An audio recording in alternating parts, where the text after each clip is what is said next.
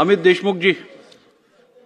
अध्यक्ष महोदय, हा अतिशय गंभीर रोग आहे।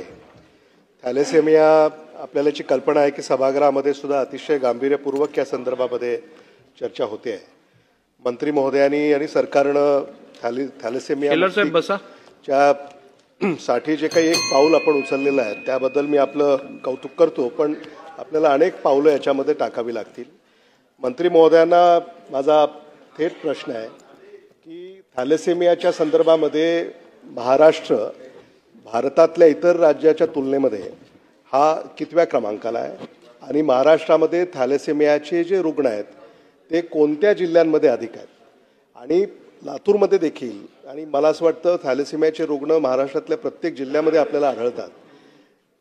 रुग्ण आणि त्याच्यापेक्षा त्याचे पालक ह्यांची फार हेळसांड होते आणि मग त्यांना कुठं जावं हे सुद्धा लक्षात येत नाही। आणि म्हणून माझा तिसरा आपल्याला असा प्रश्न आहे की जिल्हा रुग्णालय जे आहेत इथं आपण एक विशेष सेल थॅलेसेमियासाठी करणार आहात का आणि त्याच्यासाठी काही बेड्स राखीव राखणार आहात का, असे 3 प्रश्न माझे आहेत की थॅलेसेमियाच्या संदर्भामध्ये महाराष्ट्रात कुठल्या जिल्ह्यामध्ये याचा प्रादुर्भाव सर्वाधिक आहे आणि प्रत्येक जिल्ह्यामध्ये याची काही व्यवस्था आपण करणार आहात का?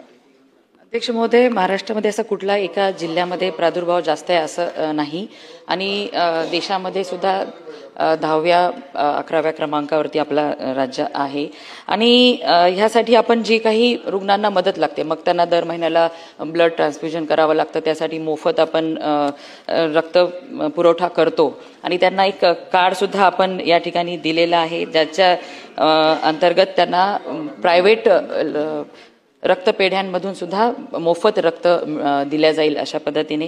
बाकी ट्रीटमेंटसाठी आपण सांगितलं आरक्षित बेड करणार का, तर निश्चितच त्यासाठी आपण आरक्षित बेड करण्याची उपाययोजना करूया आणि जनजागरण ह्याच्यासाठी महत्त्वाचं आहे। प्रत्येक आपण PSC सब सेंटर लेवलपर्यंत आपल्या पूर्ण जो आरोग्याचा स्टाफ आहे त्यांना ह्याबद्दल अवेअर करून जास्तीत जास्त लोकांपर्यंत ह्या आजाराची माहिती पोहोचवण्याचं काम करतोय, जेणेकरून कोणालाही सिम्पटम्स दिसले तर पुढे ह्याचे पेशंट वाढणार नाहीत, यासाठी काम